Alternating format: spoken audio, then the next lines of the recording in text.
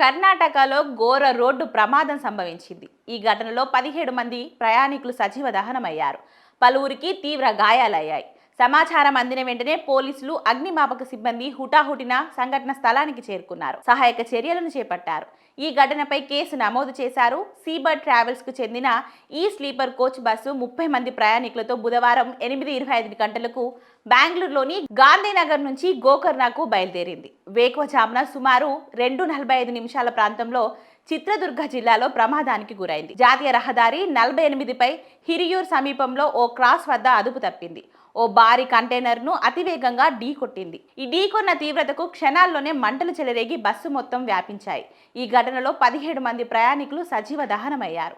పలువురు తీవ్రంగా గాయపడ్డారు. ప్రమాద సమయంలో చాలా మంది ప్రయాణికులు నిద్రలో ఉండడంతో బయటపడే అవకాశమే వారికి లభించలేదు. మృతుల సంఖ్య మరింత పెరిగే అవకాశం ఉందని అధికారులు తెలియజేశారు.